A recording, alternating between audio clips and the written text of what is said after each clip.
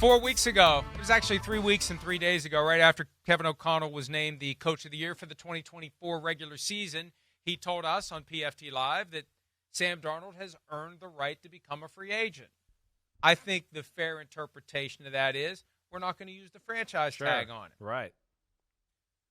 3 weeks and 3 days later, they might use the franchise tag on him. They might.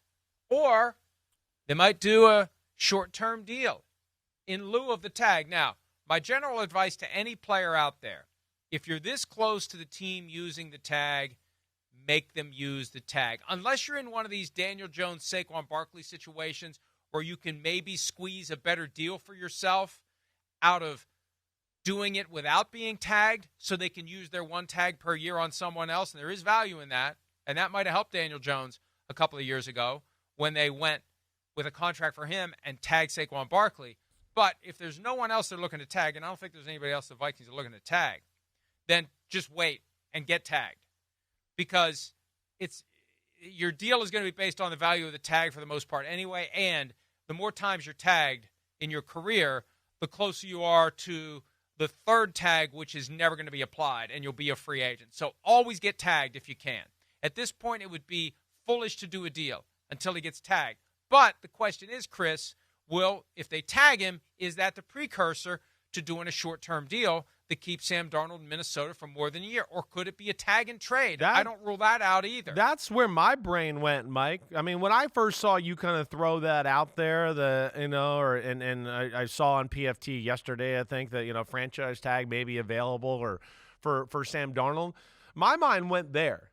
My mind went there in the fact that at the Combine, I did not get the feeling that the NFL is like, oh my gosh, Cam Ward and Shedeur Sanders. Okay, that would just be my overall thought. Not like it was last year. Last year, it was literally like, oh my gosh, there's quarterbacks falling out of the sky. This is going to be amazing. And that's the gist I got from friends in the NFL and all that. This year, I think it's a little all over the place. So tag and trade went to my brain because I'm going, wait, maybe they tag them and teams like the Raiders, the Browns, the Titans, maybe the Giants, the Colts, whatever, teams that don't want to go the rookie quarterback route, maybe don't trust the two that are at the top of the list right now, maybe they look at that and go, damn, we'll take them for 1 year on the franchise tag right now for where we are as a team and where our organization is. I don't think it's a crazy thought. I think what you just have to worry about is if you don't get a trade or a suitor to the extent you want, now you're stuck in this thing like, oh, no, we didn't really want them, and we franchise tagged them. We really just wanted to trade them, and I think that's the risk, but it certainly crossed my mind, Mike. Yeah, $40.242 million is the franchise tag number, non-exclusive for quarterbacks this year. And you're right. No one is blown away by this year's quarterback class the way they were last year, and Matthew Stafford stays with the Rams. So all of a sudden, the Raiders, this is a team that you might trade Sam Darnold to after you tag him. And the question becomes, what do we think we're going to get next year by way of compensatory draft pick if he leaves as a free agent, and what can we get now? And you can get something now that you can use in advance of this year's draft if you pull off a tag and trade. The other possibility, though, and one of the reasons that we really don't know what's happening, I was talking to somebody yesterday who's been dealing with the Vikings, and it pains me a little bit to say this. There's a sense that the Vikings could be dysfunctional and that they do a good job of hiding it. Because there's a sense that people on the outside don't know who's calling the shots. Yeah. Now, if that's intentional to keep everybody guessing and they really know who's calling the shots and it's a shell game, then bravo. But if they're not intending to do that as an affirmative strategy for negotiating, and there really isn't like a clear idea of who's calling the shots, which traces directly to the fact that, and I'm sorry, this has pissed everybody off I'm going to see in Florida today, when you don't live in the place where your team is, it is kind of hard to really, create that who's in charge vibe. Yeah. If that's going on, then I don't, at the end of the day, I don't know is Kevin O'Connell. How much juice does he have? He got his contract extension. Kwesi Adolfo-Mensah, the GM, didn't.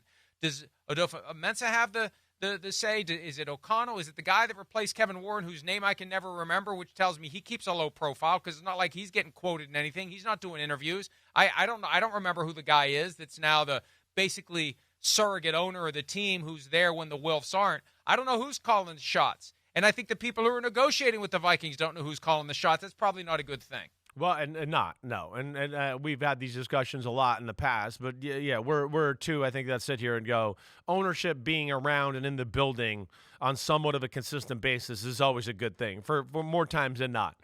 And if it's not with a couple of owners, it might be. Well, yeah, maybe not 3 days a week. Yeah, that's right, and that's all it might need to be, though. That's all it needs, just to keep everybody on their P's and Q's. Or there has to be somebody in the building that's an extension of ownership, where like this guy's got the ownership, like he can call them right away if he doesn't like something. Boom, boom. So then okay, he's a boss-like figure within the building. I don't know who that is there in Minnesota either. Just to echo your point, I'm not sure exactly.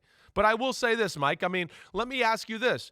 Would you be in favor of bringing Sam Darnold back, right? I mean, you drafted J.J. McCarthy. It felt like in the offseason and in training camp last year that it was going to go to J.J. McCarthy was going to be the starter week 1. You believe in him. You got some other backups there that are pretty damn good, and you could feel like, hey, you might get Sam Darnold 2.0 in the Daniel Jones story and all that. So that's where I just wonder, too, organizationally, does it make sense, even if we weren't doing the tag and trade, to bring back Sam Darnold? That to me would be the big question. I was asked that question yesterday by somebody who said, please be candid with your answer. And here was my answer.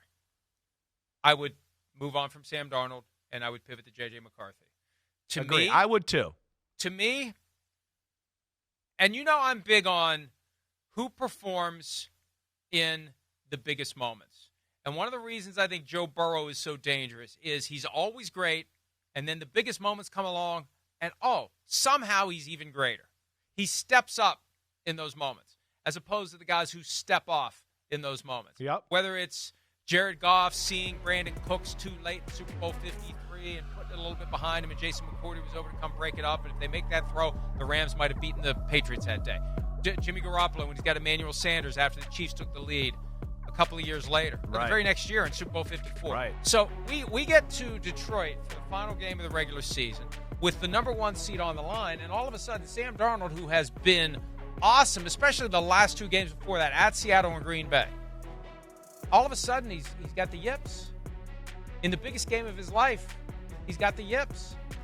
And am I willing to trust he's not going to have the yips the next time the biggest game of his life rolls around? Are we going to do this, go to January, get to the playoffs, or get to a big game late in the regular season, he's going to have the yips again? So, to me, that's disqualifying. If you're trying to win a Super Bowl, that's disqualifying. If you're just trying to get to the playoffs every year, and I think a lot of teams will say, if we just get to the playoffs every year, people stay employed, and we keep making money. And maybe we'll get lucky one of these years and the planets line up and we win a Super Bowl. I think if the goal is to be the best possible team you can be, you got to trust the fact that you made J.J. McCarthy the 10th overall pick in the draft. That's to me, Chris, that's the point. Here's where this gets dangerous for the Vikings. Yep. I believe if the Vikings would decide to do a 2-year deal with Sam Darnold and try to do the Jordan Love, Aaron Rodgers, sit for 3 years, J.J. McCarthy, I don't think that's going to end well if they do that. Hi, it's Mike Florio. Thanks for watching PFT on YouTube. Hit subscribe for the latest news and analysis from Pro Football Talk.